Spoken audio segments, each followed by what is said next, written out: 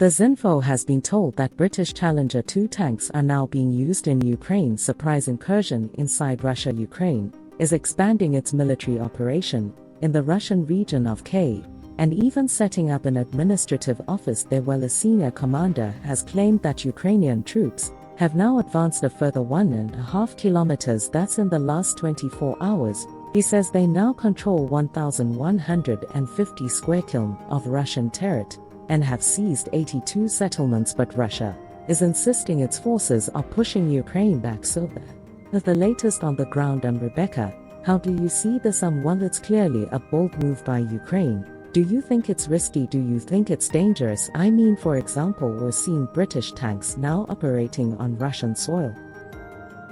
I think it's a huge shift in the way in which allied weaponry, hard military equipment has been used in this conflict. So when we started off this conflict, it was quite clear that the West did not want its military hardware to be used within Russian territory or even against Russian military targets. And what this has done is it's actually shifted that to say that actually the West is willing to have its missiles, its military hardware used on the Russian side of the border now. It's not initially clear why Zelensky did this. It's a huge surprise, but one thing that has certainly happened is that it's made us ask a lot of questions. For example, the West has been very careful about the nuclear issue around all of this.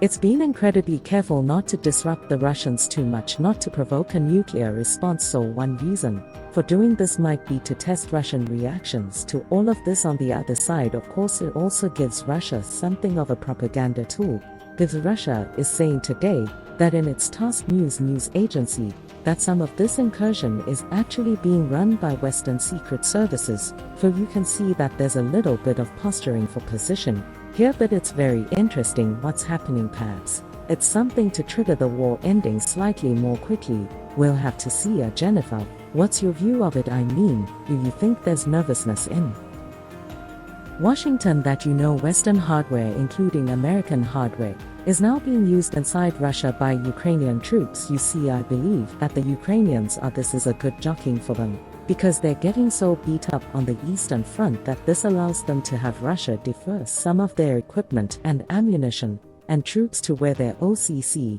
where they have incurred, so this way they can free themselves up to have a little relief on the eastern side, while Russia is trying to scurry and see what we're going to do now since the incursion occurred. How we're going to deploy troops, and we know that depleted in that how they're going to deploy some of their ammunition. So I think it's a good move on the Ukrainian side now. As far as drawing in the Western artillery, how does that play out? What was the agreements? And we don't even know what the head nods are behind closed doors for to say Zelensky go ahead and use this. We know what it may look like, but for right now, if it's going to draw attention to another side so you can recoup and then recapture probably some of the territory that you've been hiding, fighting hard and fast with, go ahead and do that, because a lot of these dialogues we won't even hear what's happening. Can I just ask you, Jennifer, what do you think? As Donald Trump, your Republican candidate for the White House, what is he going to do if he wins the White House? Is he going to continue to support Ukraine? Because he's kind of indicated maybe he would cut off arms supplies and that would pretty much end the war. I think what he would do is call both leaders and come to some resolve. Well, that's easier said than done, isn't it? It is easier said than done. But if they know that his either threats of saying I'm going to hold back supply lines, or I'm going to have sanctions, or I'm going to do something or other that's not militarily on both ends, to make them come to the table and say, okay, this territory you can have, we're going to stop the firing, we're going to move forward and have amicable agreements. I think that will be the best way to handle this situation. All right, thank you for your thoughts on that, Jennifer and Rebecca. We'll be back with you in just a moment, but for now we're going to take a break, because around the world and across the UK. Thanks for watching. For more news, like, share, subscribe us and press bell icon.